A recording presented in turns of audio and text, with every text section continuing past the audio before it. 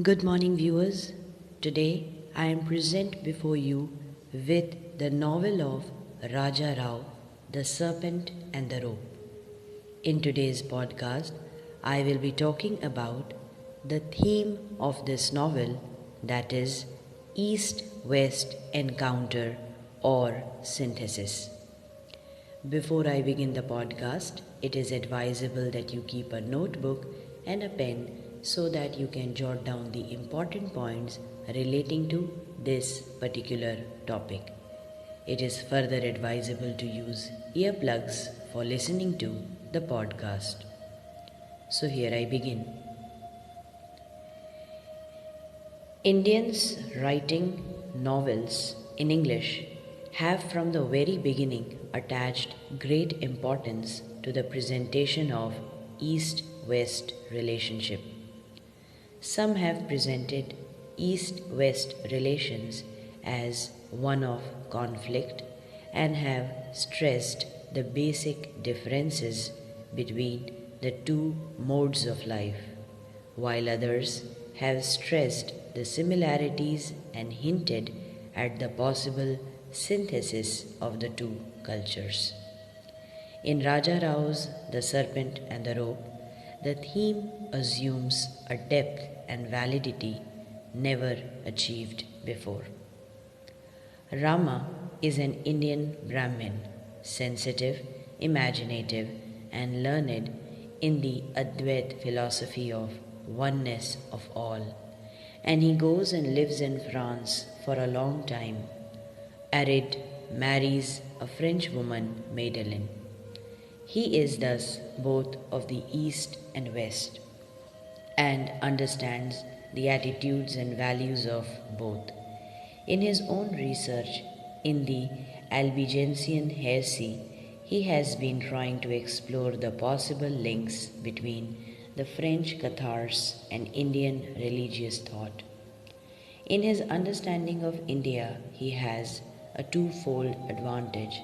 First, as a descendant of an ancient Brahmin family, he has firm roots in the Indian tradition. At the same time, as a voluntary exile from his motherhood, he has the perspective and the acuteness of understanding which distance often brings along with enchantment. Rama is highly critical of modern India, with its politicians joking for power and its youth aping the West. This sometimes makes him think that his India is not a country like France is or like England. India is an idea, a metaphysics. My India I carried wherever I went, are the lines from the text. And again, India is the kingdom of God and it is within you. India is wherever you see, hear, touch, taste, smell. But at the same time, India is also a real entity to him. This India, which is both a metaphysic and a geographical area, has no history, for truth cannot have history. India is the guru of the world, and the sages have no history, no biography. Truth begins where sorrow is accepted, and the Gangetic plain is one song of saintly sorrow. In the vastness of India, we feel large and infinite, compassion touching our sorrow as eyelashes touch the skin.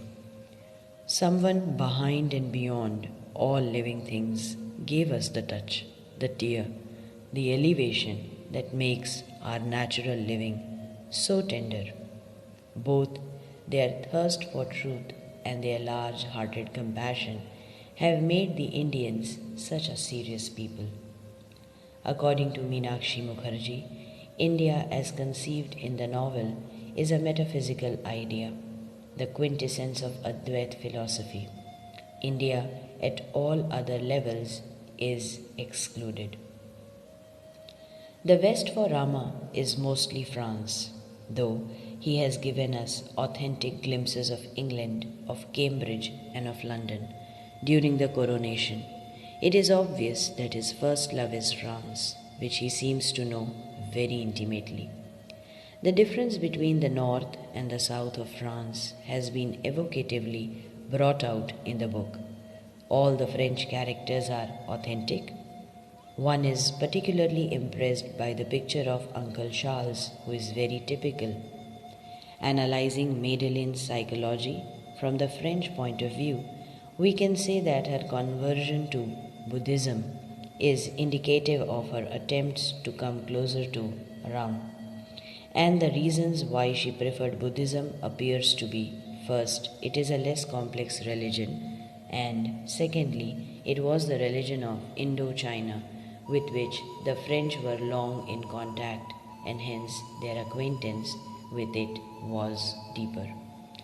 In the marriage of Ram and Madeleine, two contrary worldviews come together, and the novel is a study of that encounter.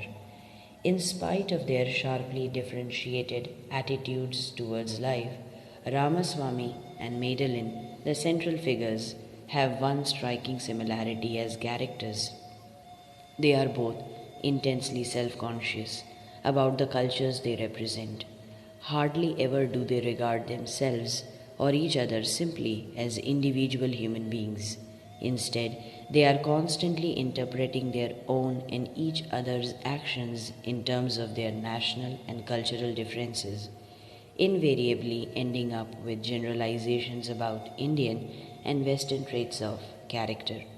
Thus, when Madeleine is indignant about some social or political injustice and Ramaswamy fails to be aroused, he attributed it not to their difference in temperament but to his thin Brahmin blood and her warm southern blood.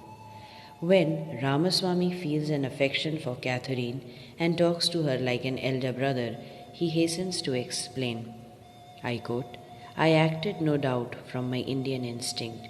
Left to himself, the Indian would go on tying Rakhi to every woman he met. Feel her elder brother, protect her, love. Unquote. Knowing intimately both India and France as he does, Ramaswamy cannot help comparing the two. In fact, such a comparison is central to the novel, as Rama's relationship with two women, an Indian and a French woman, is one of the leading motifs in it. He is no doubt aware of the areas of similarity East and West share, human nature being essentially the same, whether on the banks of the Seine or those of the Ganges. Looking at both the East and West with Brahmin eyes, Rama often sees Indian parallels in things Western. As for religion, the contrast between the careers of Madeleine and Savitri is revealing. Madeleine, who begins as an agnostic, ends by embracing Buddhism as a way of escape from personal frustrations, and once she takes to it with typically Western thoroughness, she snaps all her ties and shuts the door on the world. Savitri, the typically westernized modern Indian girl, has, without her knowing it, such firm roots in her ancient religion that at the time of crisis, the sustenance she draws from the spiritual heritage in her bones comes to her help and makes her true to her name. Savitri, a revered name for every Hindu. She sublimates her personal frustration into a love which is a step to self-realization and firmly settles down to her duties and responsibilities as a wife. The two attitudes to death are exemplified in Rama and Little Mother on the one hand and Uncle Charles and Madeleine on the other.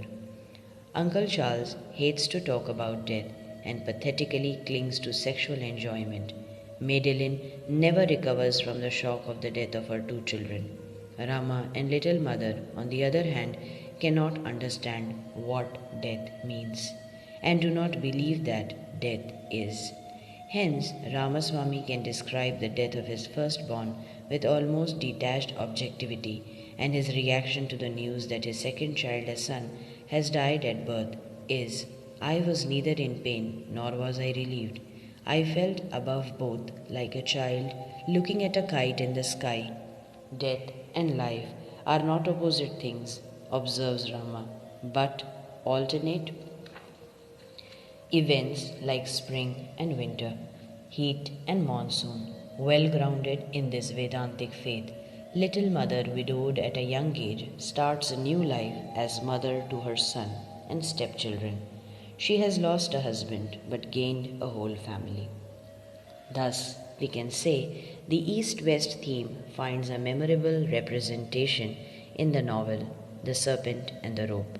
The tensions between the two modes of life have been fully brought out, but no easy, facile way of synthesis or assimilation has been suggested. This shows the artistic self control of the novelist. There might be a private solution through a guru, but such a solution must be worked out for himself by each individual. There is artistic presentation of a cultural problem, but no solution through any preconceived notions. Raja Rao truly is an artist and not a propagandist with his own axe to grind. So, this was a note on the theme of the serpent and the rope, the East West encounter. I hope the podcast proved to be of help to each one of you. Please mention your questions and observations in the comment section below. Please do like, share, and subscribe to the channel, and don't forget to click on the bell icon for latest update. Thank you for your valuable time. Here's wishing you a great day ahead.